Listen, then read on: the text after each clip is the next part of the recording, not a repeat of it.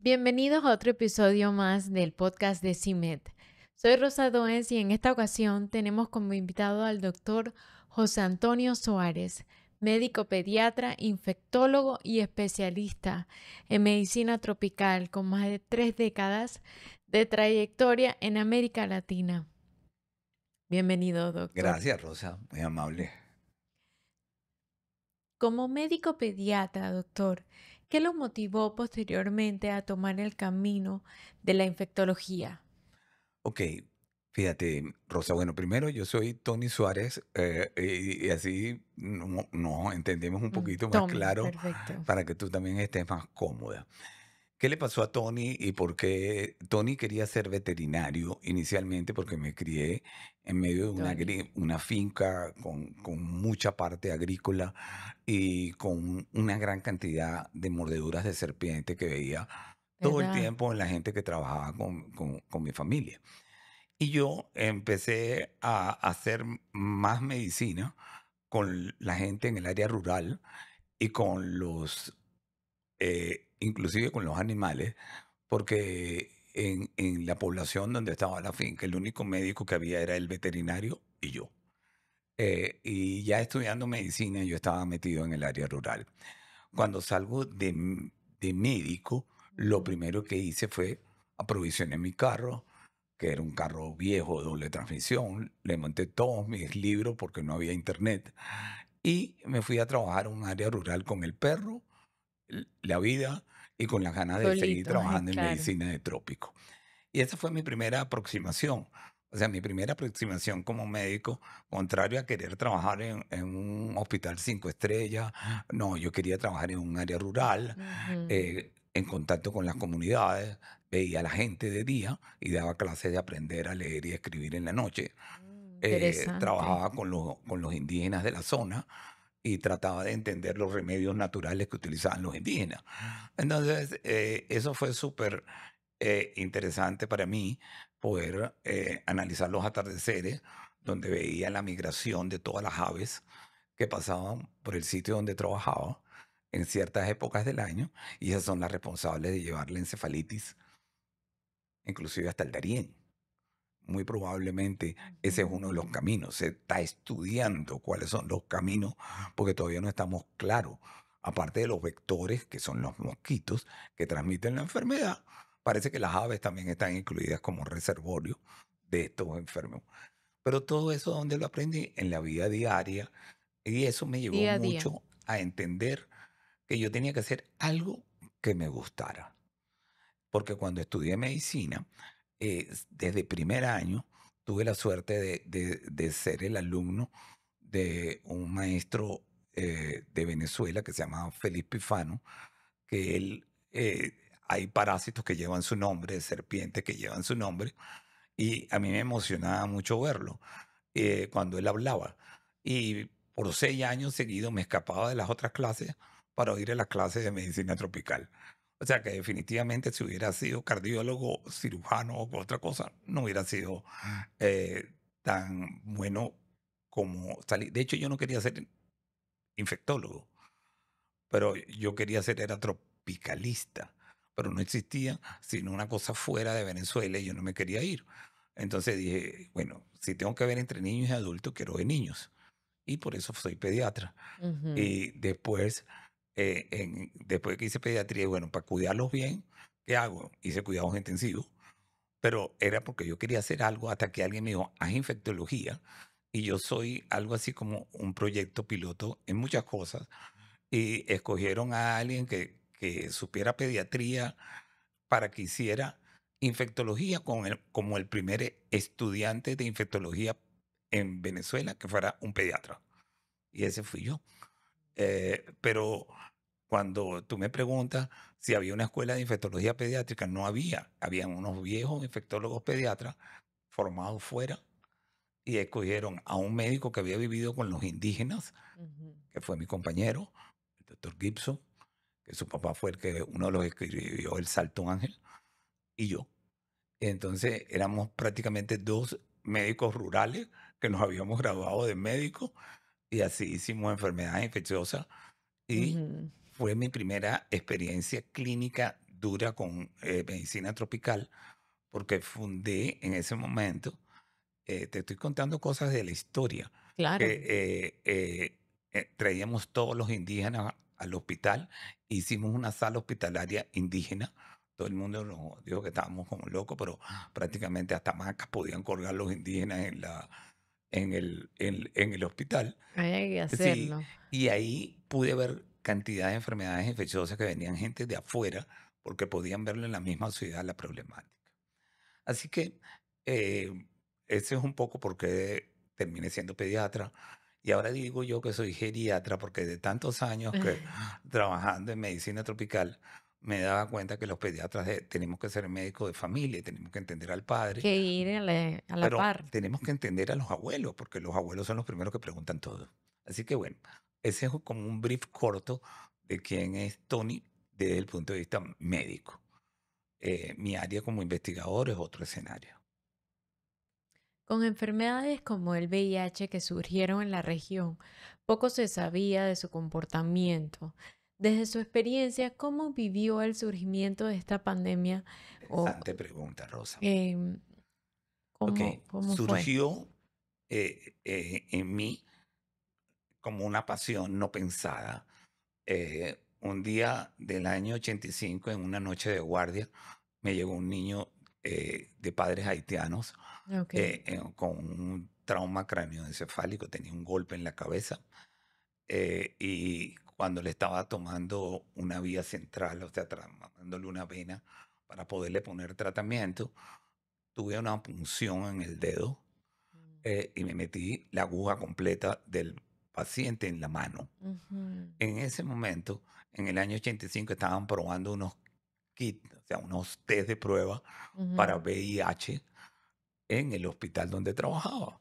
Entonces me dijeron, como tuviste una punción accidental, eres la primera punción accidental que ocurre aquí en el hospital, vamos a tomar tu muestra y vamos a tomar la muestra del paciente.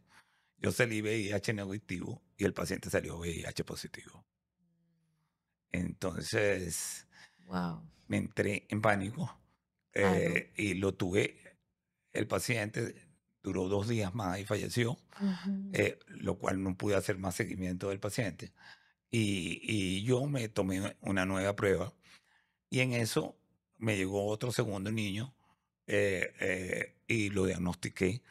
Entonces yo fui el que Con lo diagnostiqué mismo, ya con lo veía. mismo, no, con un cuadro similar, pero yo Ok. nunca pensé en VIH, o sea, mi dedo fue el que pensó en VIH, Ujú. ¿ok?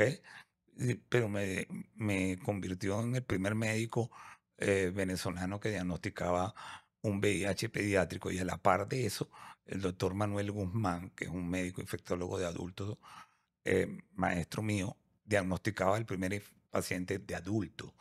De Ujú. ahí me dediqué a VIH dentro de mi trabajo porque entró una connotación, los pacientes, la pregunta exacta fue muy duro porque los pacientes vivían exactamente 39, 40 días después de que lo veía con el Imagínese. diagnóstico y fallecían.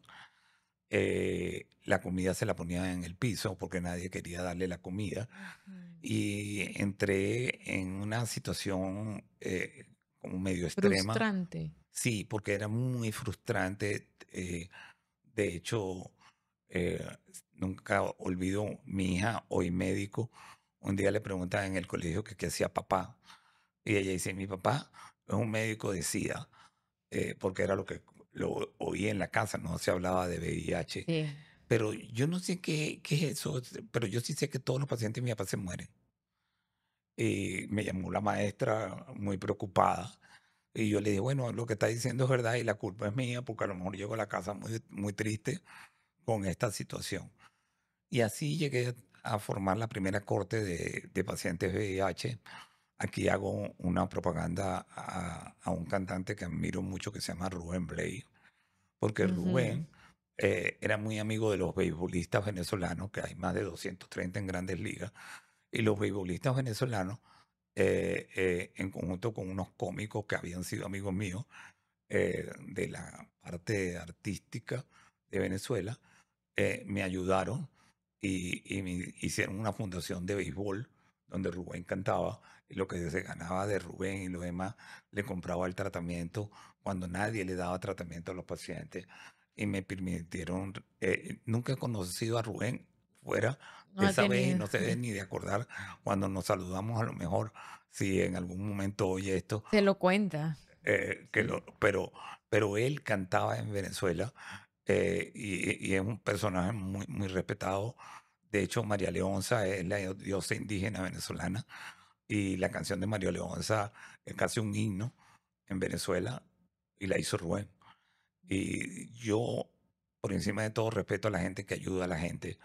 Y en Venezuela ese fue el escenario. Sus canciones y su ayuda a los médicos se manifestó con los beisbolistas de Grandes Ligas, con el Osvaldo Guillén específicamente, un shortstop de primera del grupo de Chicago, amigo mío personal, y Ozzy cantaba, jugaba pelota, pero donaba la plata para los pacientes de VIH. Y así hice la escuela de VIH en Venezuela y la dejé formadita y entregada porque yo quería seguir haciendo mi medicina tropical y después de estar eso armado, eh, no sé, y Fue un arranque importante. fue un súper arranque y mi esposa, que es mi gran compañera, eh, ella se llenó por completo para trabajar con pacientes VIH y ella siguió haciendo VIH por todo el tiempo que estuvimos en Venezuela y fundó ella ya una consulta que se llamaba VIH y Familia, donde nunca vimos a los niñitos sin la mamá y el papá. Claro. Porque el VIH, cuando tú separas al padre y la madre del niño, no es sano. No es lo mismo. Y entonces hacíamos una consulta de familia y ella fue la que diseñó esa consulta. En ese momento tuvimos un entrenamiento en el hospital de St. Jude en Memphis para manejar inmunosuprimidos. Yo Ujú. estuve con ella, pero ella se encargó siempre de la inmunosupresión y trabajó con VIH y después con trasplantes. Pero así seguimos, pero yo tomé mi camino hacia mi medicina tropical, que era mi escenario primario. Lo que pasa es que cuando tú te metes una aguja en la mano con un paciente con una trepanomatosis, como me pasó a mí, con sífilis, no me dio, y me meto una aguja con VIH, empiezas a entender que tú eres parte también de las enfermedades. Y yo tenía un compromiso moral con el VIH Mm. y por eso quedé ahí. Esa es Claro. la respuesta precisa. Luego Eh, de enfrentarse en esta realidad que estaba viviendo sanitaria, ¿qué lo lleva a enfocarse en la medicina tropical y en las enfermedades desatendidas? Y bueno, si nos puedo explicar un poquito acerca de las enfermedades eh, desatendidas. Hay un día que se llama el Día de la Enfermedad Desatendida. Yo soy un tipo un poco polémico para algunas cosas y ese fue el nombre que le pusieron los organismos internacionales, enfermedad desatendida, y yo le puse el Día de las Enfermedades Mal Atendidas, Ujú. ¿ok? Porque la enfermedad desatendida es desatendida porque es mal atendida. ¿Y por qué es mal atendida? Porque la inequidad social, hay un índice muy importante para tú saber cuando hay un desastre en un país y los países tienen un índice que se llama el índice Gini, que es el índice de inequidad. Y el índice de inequidad lleva a la enfermedad desatendida. Es enfermedad de los pobres, ¿Como enfermedad cuáles podría como es la mencionar? malaria, como es el Chagas, como es la lepra, que son personas Ujú. que viven en áreas rurales no atendidas, pero ahora con el advenimiento del el ecoturismo y la gente de viajar a zonas exóticas, Ujú. tiene una exposición. Y eso ha sido Claro. bueno porque en medio de todo ha habido un interés mayor en entender lo que los viejos tropicalistas ingleses le llamaban medicina geográfica. Antes, cuando tú le preguntabas a un tropicalista, ¿tú eres tropicalista? No, yo soy un Geographic Medicine. ¿Qué es eso? Mm. Un médico que sabe que si va para el Darién, ahí tiene posibilidad de darle malaria, de darle encefalitis equina. Si va para Capira, le puede dar leishmania. pero si va para África subsahariana le puede dar un meningococo y tiene que tener el mapa con la enfermedad. Ujú. Pero esa medicina geográfica que hizo Sir Patrick Mason está relacionado con una medicina distinta a lo que es la enfermedad desatendida, porque la enfermedad desatendida le pone un estigma social a la enfermedad, que no debería ser así. O sea, simplemente porque le dé una encefalitis equina a uno de nuestros, uno no debe utilizar el concepto de indígena, debe decir amerindio, que son autóctonos de América. ¿Ok? Entonces, hablar de indígenas De acuerdo. no es correcto. Nuestros amerindios estaban primero que todos nosotros aquí y tomaron las selvas porque la selva es el supermercado natural.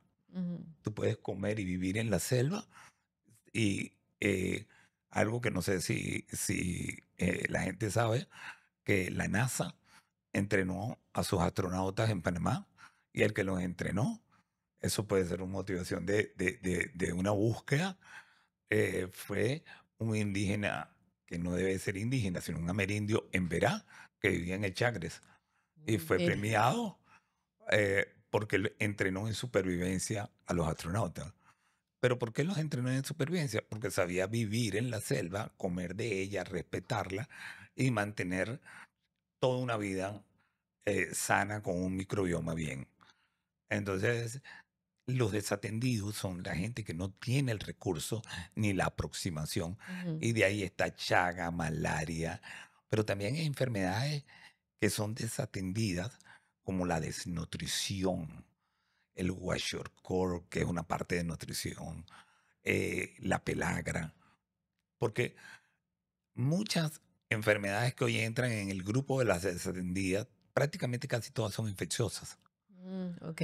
pero hace algún tiempo atrás, Contagiosas también. contagiosas, hace algún tiempo atrás, la gente también tenía carencias nutricionales por la falta de recursos económicos Claro.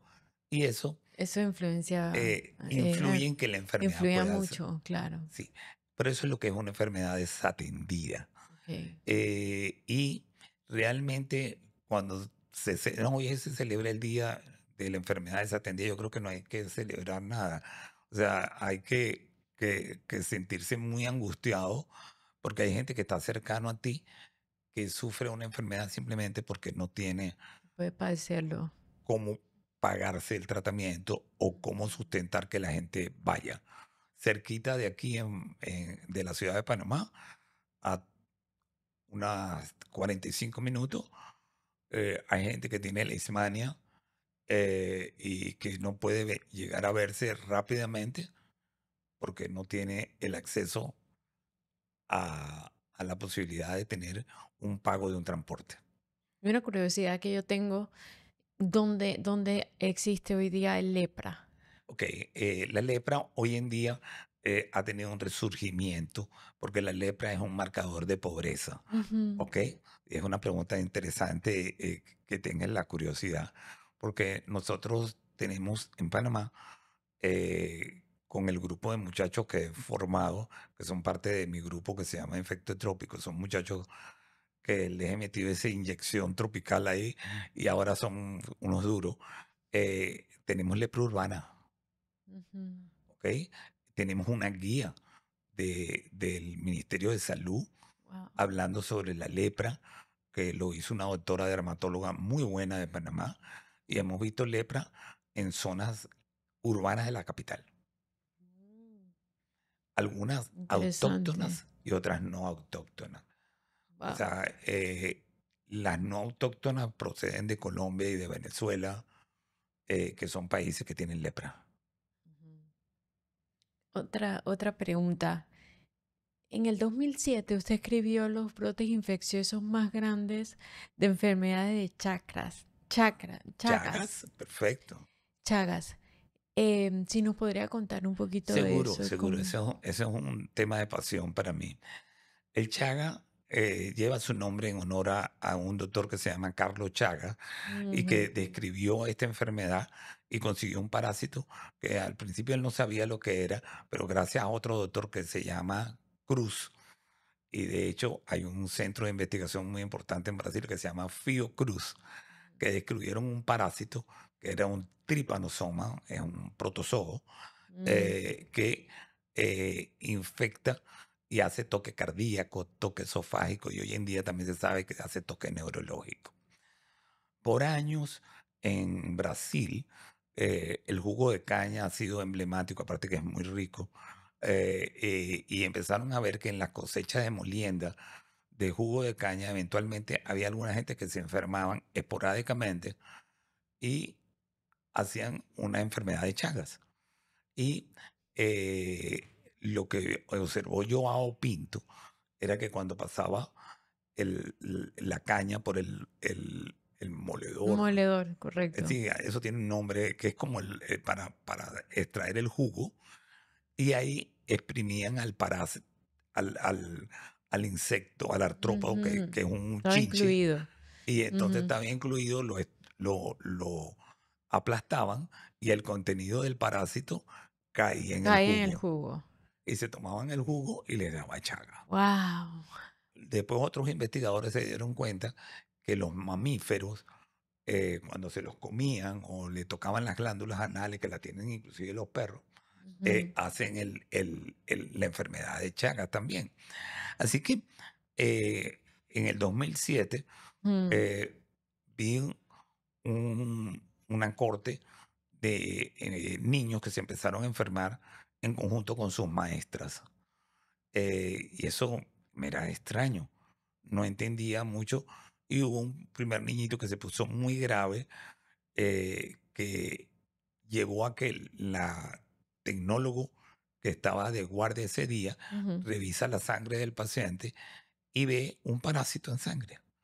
Y se acerca al instituto para que nosotros lo veamos. Eso era bajar la calle, Ok. como un poco Gorga y el Hospital Santo Ujú, Tomás. ujú. Y bueno, estábamos allá en la tarde y cuando vimos, y wow, esto es un tripanosoma, esto no es otro, esto no es malaria, esto es un tripanosoma.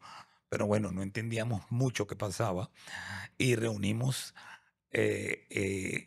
y empezaron a llegar niños y llegar niños y llegar niños y al final fueron 110 niños y 23 maestras que salieron enfermas de 1000 pacientes que vi, ¿ok? Eso se convirtió en el brote más grande de enfermedad de Chaga oral del mundo y llevó que Chagas se convirtiera como diagnóstico de una enfermedad transmitida por alimentos. Eh, y la situación era que No era contagiosa.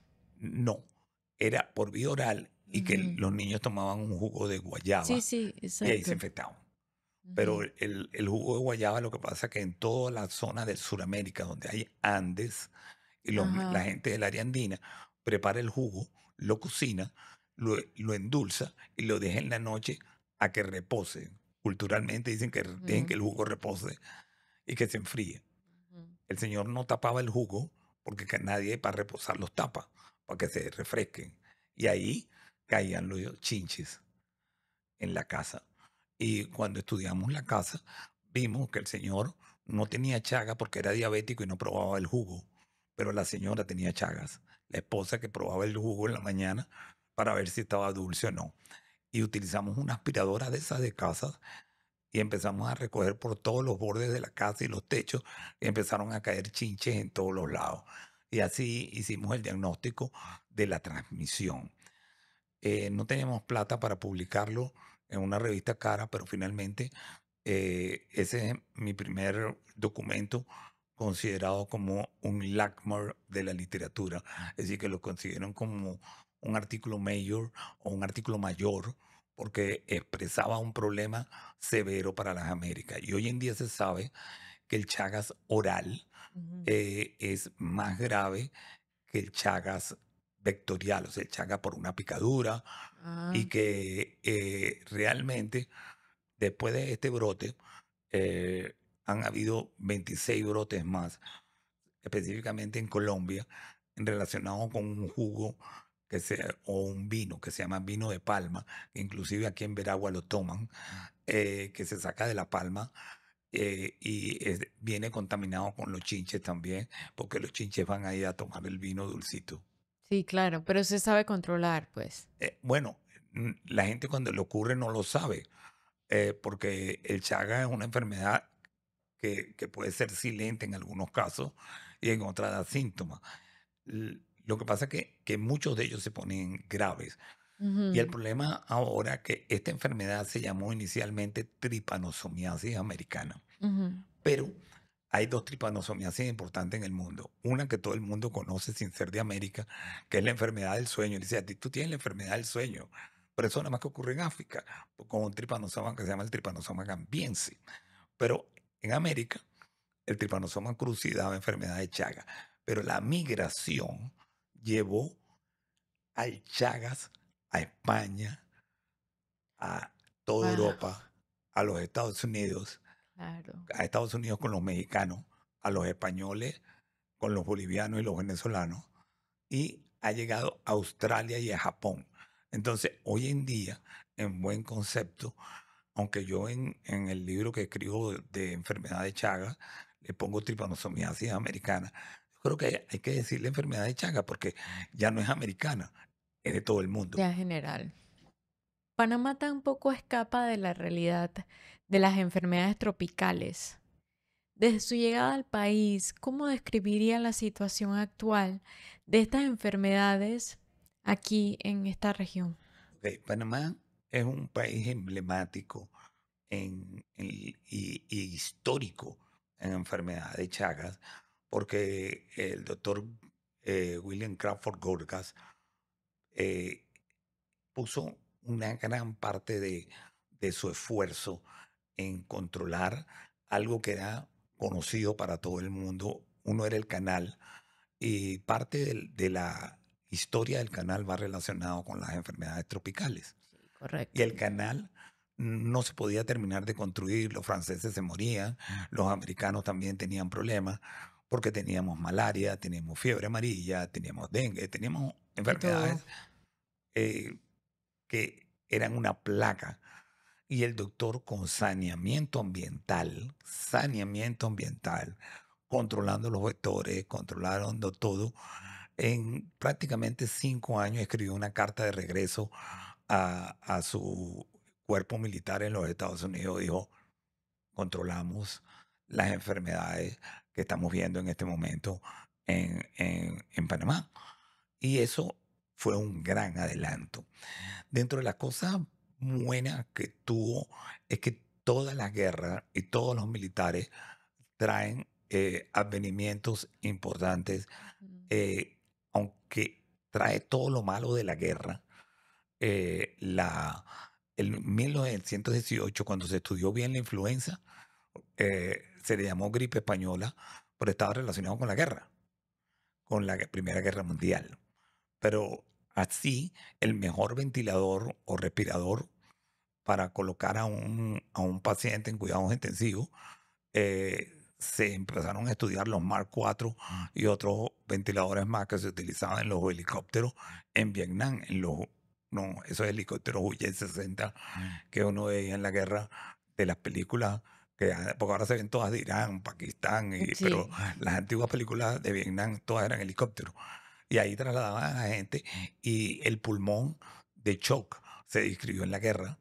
Y en Panamá, los soldados y los investigadores porque hicieron una cosa que no se esperaba, pero Panamá se convirtió en una base militar unida a un hospital norteamericano, unido a investigadores norteamericanos que describieron una cantidad de patologías que eran vistas en Panamá y las infecciones por arbovirus, es decir, por infecciones transmitidas por mosquitos en Panamá, ah, tenemos una cantidad inmensa de mosquitos y de enfermedades diagnosticadas que no hay en ningún otro lado. Nosotros tenemos virus que llevan nombres. El virus Madrid lleva el nombre del panameño que le dio el virus. Y le pusieron virus Madrid. Entonces tenemos el virus aguacatico, el imagínese, capiravirus. Entonces es un virus muy un curioso montón. que lo describía en relación al sitio. Ujú. Y tuvimos un virus que se llama Punta Toro, que le dio un americano en el fuerte Sherman. Y ese virus nosotros fuimos los primeros que describimos ese virus. Es más, el oropuche se Ujú. describió solamente en Panamá en el año 89. Ah, Entonces, okey. sí tiene una historia interesante. Y a esa historia se unieron también los panameños. La doctora Rodeniche en el año 50 estaba hablando de rickettsiosis, que era una enfermedad, bueno, que todavía tenemos y que es muy grave. Y han mejorado algo los estudios, Mm. pero Panamá sí ha hecho estudios y mucha gente no conoce, por ejemplo, al doctor Estorquio Mente, que la colección zoológica quizás más bonita de Centroamérica está en Panamá y la hizo un investigador panameño. Y eso tiene que ver, ¿y por qué colección zoológica? Porque nuestras enfermedades en un gran porcentaje, casi 60-70% son zoonosis, o sea, relacionados con el mundo de la selva y mundos animales. Ujú. Entonces, ¿qué ha pasado? Sí tenemos historia, sí vimos enfermedades tropicales. El primer curso de enfermedad tropical de América se hizo en el año 1960 en las selvas de Albrook. Las selvas de Albrook es el parque metropolitano, Sí, ¿ok? sí, sí. Ahí se estudió y se hizo el primer curso, ¿ok? Y médicos panameños inclusive hicieron el curso. Lo que pasa es que no hubo continuidad en Ujú. seguir estudiando los médicos clínicos de enfermedad tropical. Pero las ciencias básicas en Panamá han sido, y lo puedo decir con autoridad, porque trabajé en el Gorga 14 años y tengo una fuerte admiración por los investigadores de Gorga que trabajaron en conjunto conmigo, que han diagnosticado muchísimas cosas y tenemos fortalezas. ¿Qué creo que pasa?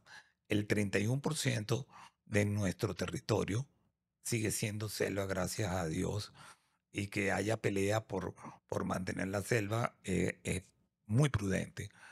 ¿Qué nos falta? Que las escuelas de medicina puedan tener Se una involucre más. orientación involucrada en que los médicos jóvenes, aparte de querer ser cardiólogos, neumonólogos, que todo eso hace falta, pediatras, internistas, que también hagan medicina tropical, porque tenemos infraestructuras buenas en la capital, pero tenemos centros de salud que, que deberían tener especialistas de enfermedad trópica y no la tienen. Ujú. Es cierto. Mi sueño se llama 24 horas para un sueño. Y si algo le voy a poder dejar yo a Panamá como panameño, es que algún día yo pueda tener un centro docente para enfermedades tropicales. He logrado tener 3 médicos panameños que le conseguí becas afuera para que se formaran Sí, y claro. ya son infectólogos con medicina tropical, que son los que trabajan conmigo ahorita y son mi gran ayuda. Ujú. Y es por lo menos un inicio generacional y son Claro, súper buenos, importante. importantes. Y están localizados en el Hospital Santo Tomás, en el Hospital de la 24, pero todavía nos falta muchos otros. Necesitamos en Veragua, en Chiriquí, y tener una red, porque sí tenemos enfermedades tropicales. Este es un país que Muchas, tú puedes, sí, tú puedes. ¿Cuál es la gran muchísimas. ventaja de aprender medicina tropical en Panamá? Que cuando yo decía voy para el Amazonas, yo tengo que viajar en las 24 horas, tengo que montarme en un bote o coger un avión, llegar a una comunidad indígena en el Alto Camo para ver oncocercosis. En cambio, en Panamá, tú dices 4 horas, plum, malaria. Sí, Y puedo ver malaria y enseguida. encefalitis. 1 hora veo Chagas. Me voy para allá, para Chapare o Buco, para Chararé, o me voy a la zona de Capira y veo Leishmania y me voy a Coclecito y veo también cantidad de lesiones en 4 horas y media. Entonces, estás en el día viendo eso y en la noche estás en la ciudad de Panamá. Entonces, eso, si se maneja bien, uno pudiera tener una tremenda escuela de medicina tropical. Y como dice el cantante, que yo siempre lo digo, Arjona decía que el norte y el sur funcionaban. Pues una de las cosas que yo pude ver, que tuve 66 estudiantes durante todo mi trayecto en el Gorgas, y de ellos la mitad eran norteamericanos que venían a, a aprender medicina tropical aquí en el Gorgas. Y este año empecé con una muchacha de Nueva York que vino y Ujú. estuvo una semana de aventura rotando conmigo y yendo para distintos sitios rurales de Panamá. ¿Qué importancia tiene para la región centroamericana invertir en investigación en enfermedades tropicales? Wow, ¿Y qué oportunidades o amenazas usted identifica actualmente en este campo? esa es una tremenda pregunta, Rosa. Una pregunta de oro. Yo creo que muchas veces al final de la tarde, sentado en Gorga, hablando con los muchachos, que yo me sentaba mucho con los investigadores jóvenes de Gorga, y yo trato de que mis canas no me opaquen la posibilidad de estar con ellos. Y nos sentábamos a hablar y yo le decía, Panamá debería ser la Universidad Centro y Latinoamericana de Medicina Tropical.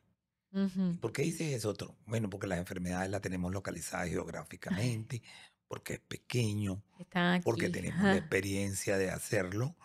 Y le cayó un médico viejo migrante que la gente contemporánea conmigo me dicen, por ahí va la leyenda de medicina tropical. Pero yo amo Panamá, me gusta Panamá y a mí me encantaría hacer un centro de medicina tropical clínico, Sería que los muchachos interesante. pudieran hacer medicina tropical y que yo pueda contarle y ver las historias y cómo de las historias hacemos los manuscritos. Yo en mi vida he trabajado con tantas cosas diferentes, con arañas, con escorpiones.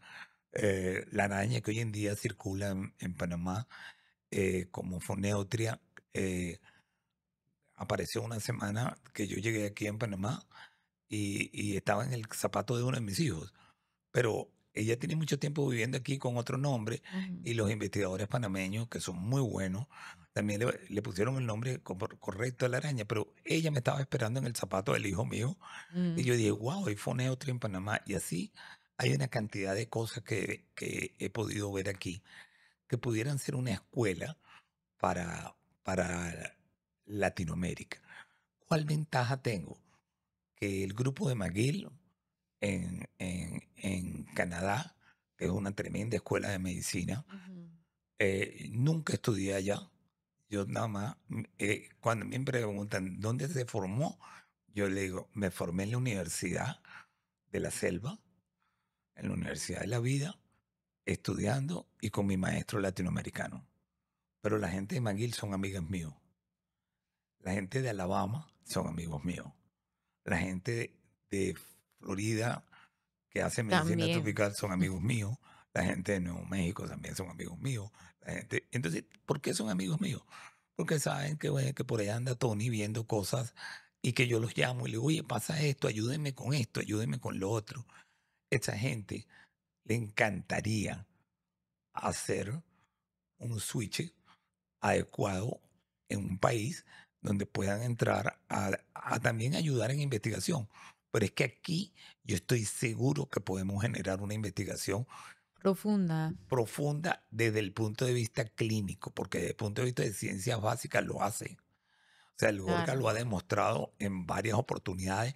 Indicasat tiene investigadores geniales en ciencias básicas, pero el lenguaje de las ciencias básicas es muy complejo y tiene que ser descifrado también por los médicos clínicos. Entonces, esta correlación es importante llevarla, porque yo soy un híbrido que no es frecuente. O sea, yo he sido un médico formado entre biólogos y entre investigadores. Eso me ha ayudado mucho a entender el lenguaje de ellos, de hablar de los animales como hablan ellos, como hablan los veterinarios, de entender las enfermedades, de entender los mosquitos, como los llaman. O sea, a veces nosotros decimos, el componente de análisis de la fiebre amarilla es importante en selva con el amegogus y el sabates. Entonces tú llegas y le preguntas al tipo que lo habló, le digo, ¿cómo es un amegogo? No sé, pero bueno, eso lo dice el libro. Eso no es correcto. Cuando, por Se ha ejemplo, aprendido cómo comunicarse con ellos. sí, no es correcto que tú Ujú, lo repitas si nunca has visto un amegogo. ¿Ok? ujú, Tú tienes que tener la claro. pasión por entenderlo. Mm, Y con los muchachos, con el mismo Will, que hemos hecho algunos trabajos también interesantes. Y fuimos a hacer un curso de microscopía de mosquitos. Entonces, los muchachos que hicieron ese curso, cuando hablan de el culicoides, ujú, que está metido en el problema del oropuche, vieron culicoides porque ellos lo capturaron en la noche y lo pusieron en el microscopio en la mañana. ujú, Eso no se te olvida. Entonces, ¿cuál es el punto de interés? ¿Tú quieres ver culicoides? En Boston no lo vas a ver. Te vienes para acá y sobran ujú. culicoides, Aquí. y sobran culex, y sobran Ujú, todos los mosquitos que tú quieras. Y eso es una gran ventaja. La desventaja es no entender que, aunque digan, no, esto es un Dubái de las Américas, y aunque tengamos los edificios, también tenemos los techos de cartón y ujú, también tenemos la enfermedad desatendida. Entonces, con un buen PIB, con pocos recursos, pero con mucho criterio, esto debería ser la cuna de la investigación en enfermedad clínica tropical. Y pudiéramos tener zonas tan emblemáticas de estudios que se conocen perfectamente, inclusive como yo lo veo, así que a veces sueño en estas locuras que se me ocurren. ¿Cómo, ¿Cuál sería el hospital de la selva emblemático en Panamá? El que esté en la Puerta de la Selva. Y el hospital más grande que tenemos en Puerta de Selva ahorita está cerquita de aquí, que es el de Tocumen, el ujú, hospital de la ujú, 24. Entonces, a lo mejor ese debería ser un hospital de enfermedad tropical. ¿Y por qué te digo eso?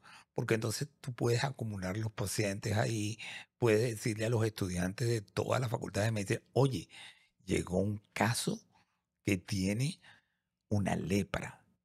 Pueden hablar con el doctor fulano para que le den permiso y que vayan a ver ese paciente con lepra y lo aprendan. ujú, Porque cuando tú tienes eh, los pacientes en sitios, no, los americanos no son más inteligentes que nosotros.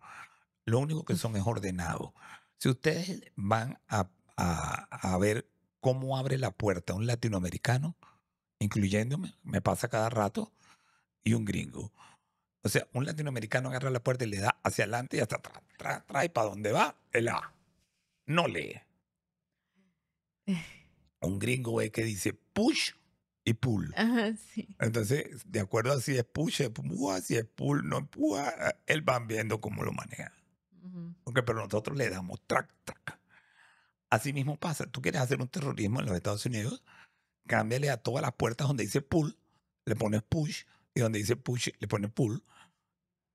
Es un enredo, porque la gente lee para entrar y salir.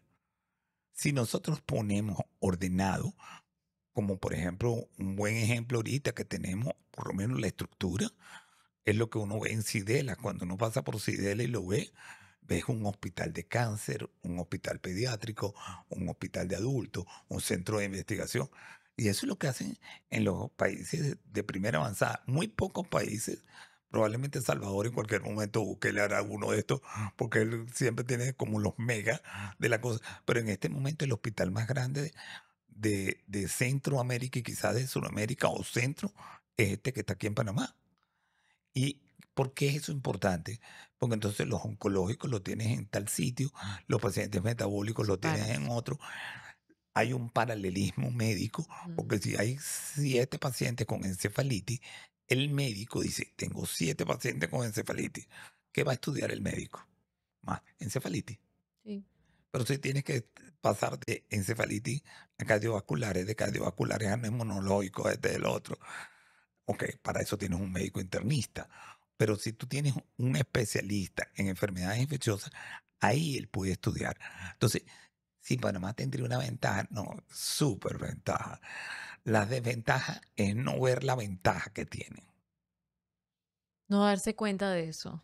No darse cuenta de eso porque tenemos la experiencia.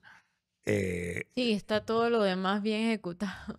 está muy bien pero no ejecutado. tiene como el Y tenemos la la experiencia estructura, que pues. heredaron y que la supieron llevar los panameños de la parte científica. Los panameños, tú le preguntas dónde estudiaron antivirus. Nosotros tenemos un antivirus y quien lo diagnosticó eran panameños Ujú. y saben dónde está la zona de Panamá.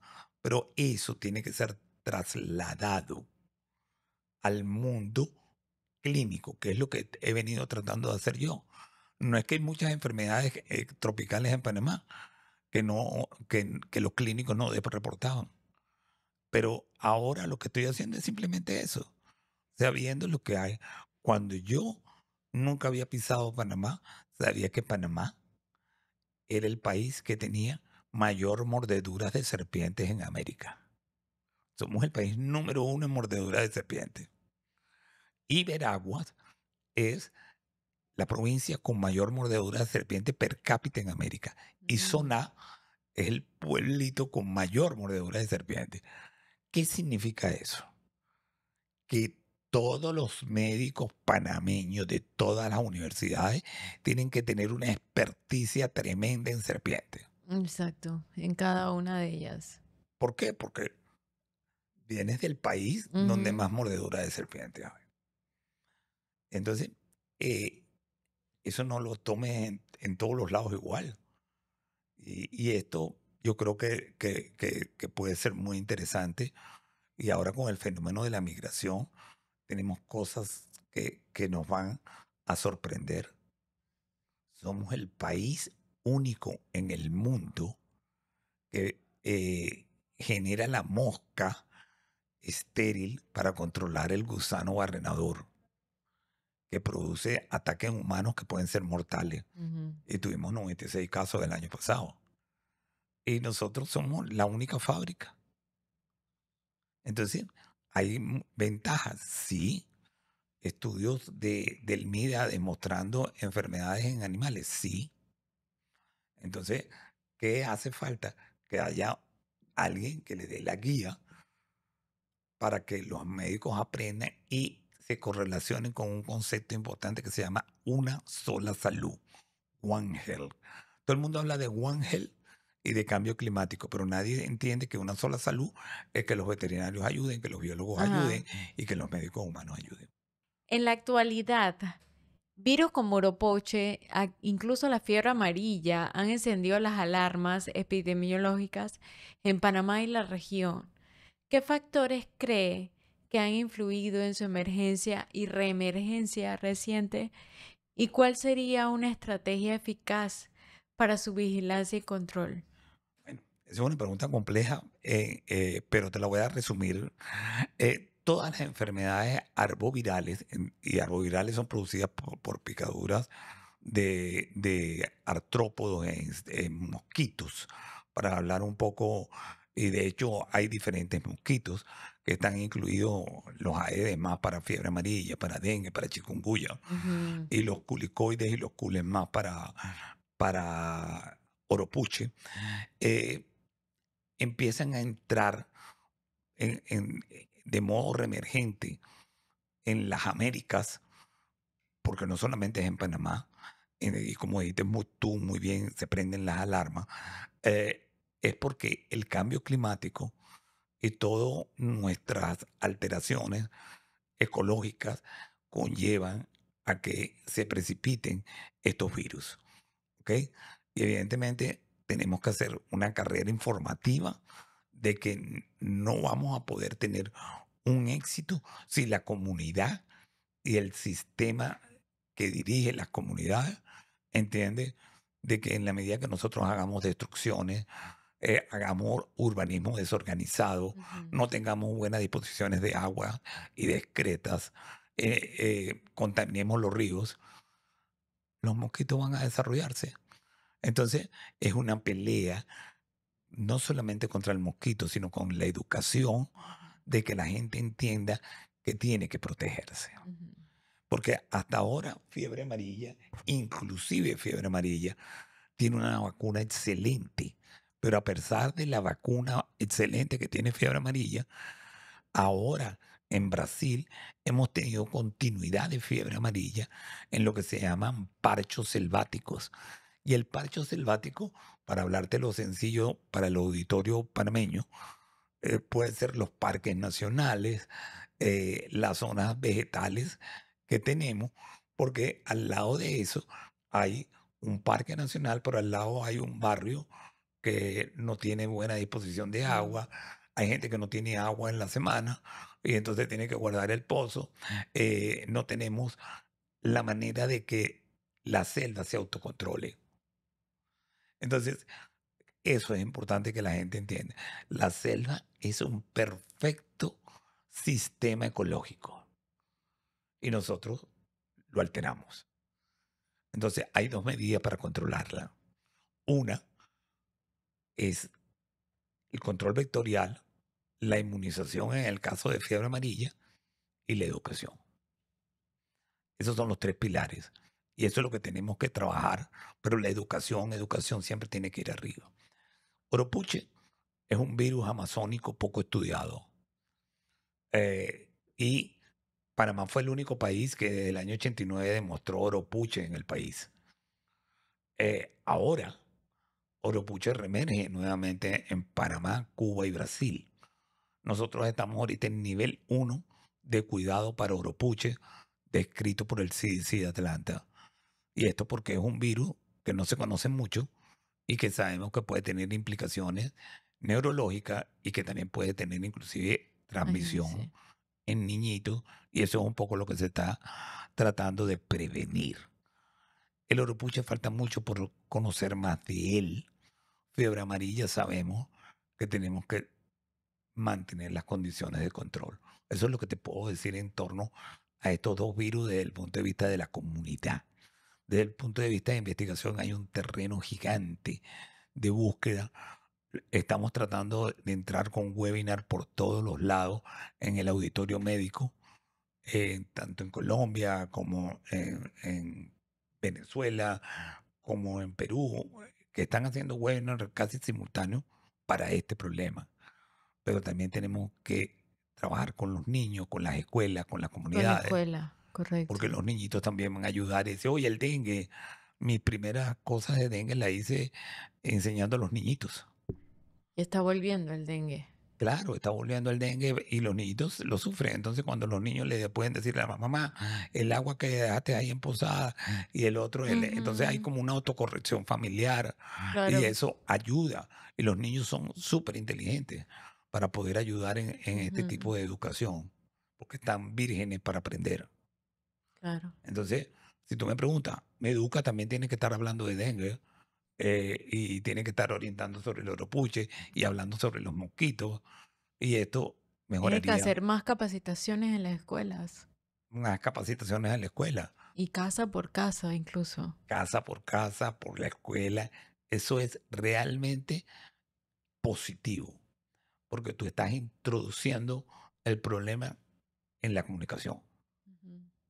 Finalmente, viendo su trayectoria, ¿qué consejo daría a los jóvenes médicos, investigadores o profesionales de salud pública interesados en dedicarse a las enfermedades tropicales? ¿Y qué lecciones personales le ha dejado su carrera que quisiera contarles a ellos y a Ok. nuestra audiencia también?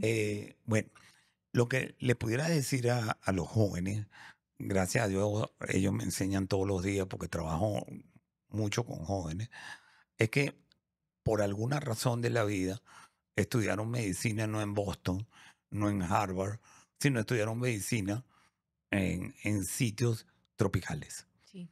África está dando una demostración extrema y ahora te sorprende ver médicos de Kenia, de cantidad de países, de Nigeria, dando clase en los auditorios americanos, enseñándoles de enfermedades tropicales africanas, porque ellos son los que la ven.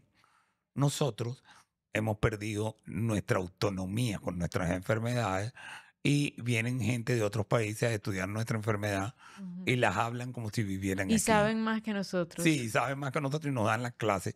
Ahora no, los Correcto. africanos están escribiendo, hay cantidad de revistas africanas muy buenas. Entonces, a los médicos le dieron la oportunidad de que vivan con el dengue, que conozcan el dengue, que a lo mejor les dio dengue, a mí me dio dengue en 4 oportunidades. Cuando yo le puedo contar el dengue, cómo se siente un envenenamiento por escorpión. O sea, porque cualquiera de aquí un día tiene un envenenamiento por escorpión. Con esto, quiero decir que eso es una facilidad, porque ven enfermedades que ellos nunca han visto. Y esa es la condición. Lo segundo es que para el año 2050, la mayoría de los futuristas dicen que los grandes problemas del mundo van a ser los desastres naturales, Mm, que los desastres naturales traen enfermedades tropicales, las migraciones, y las migraciones traen enfermedades tropicales y desatendidas, y las guerras. ¿Ya la estás viendo? sí, Guerra, migración y exacto. desatendida Un cúmulo de cosas son que un van a cúmulo de venir. cosas. Tengo una persona conocida, amiga, que dirige el centro de Bangladesh en África para enfermedades tropicales infecciosas.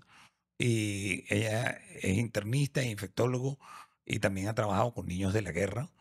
Y lo que está dedicada a eso, vive en África, en Mozambique, y cuando conversas con ella, muy valiente, te dice, yo estoy haciendo lo que me corresponde con la enfermedad tropical infecciosa, porque ese es el futuro cercano para las próximas generaciones. Nuestros hijos van a estar muy cercanos a esto. Los dengue están viajando hacia Sudamérica y ya llegan a Argentina. Tenemos enfermedades tropicales en zonas como Chile, que tenemos Chagas y tenemos algunas otras enfermedades. Y también están subiendo hacia Norteamérica, o bien sea por la migración, o bien sea por los vectores. Entonces, o por los reservorios. Entonces, definitivamente, esas tres cosas, si alguien me pregunta cuál es el destino, eso lo dijo Bill Gates cuando dijo lo del COVID, y él se pronunció nuevamente ahora con estas tres enfermedades. Y no es que Bill Gates sea el único futurista, toda la gente que hace análisis futuro, Mm, estamos frente a estas tres cosas. Mi experiencia es que sin yo buscarlo, por haber nacido viendo las enfermedades tropicales y el contacto con el mundo animal y humano, me llevó a tener eh, una pasión especial por esto. Y yo, desde que me levanto hasta que me acuesto, estoy con mi mundo tropical. Y creo que si no les gusta esto, no vale la pena que lo hagan. Pero si les gustan, llega uno a los 70 años, como tengo yo hoy, eh, tratando de estudiar y pensando que cómo aprendo esto, cómo aprendo lo otro, porque tienen muchas cosas que son del quehacer diario. Hace falta médicos salubristas formados con el criterio de enfermedades tropicales, con los criterios geográficos, y hace falta también infectólogos para eso, que les guste la medicina tropical. Eso es lo que te puedo decir para ellos y para la comunidad, que nos ayuden y que el médico se quite un poco el concepto de la bata y la corbata como un mecanismo de comunicación y que se tome un café con la comunidad. buenísimo. Es un placer, doctor, hablar con No, usted, un placer a conversar, ustedes. aprender. Estamos seguros Bueno, que qué bueno que les muchos están gustó. pues contentos del aprendizaje que nos ha dejado el día de hoy. Gracias. Gracias por estar aquí en Gracias a CIMED. ustedes por invitarme y por permitirme este auditorio. Claro que sí, Que Dios los gracias. bendiga.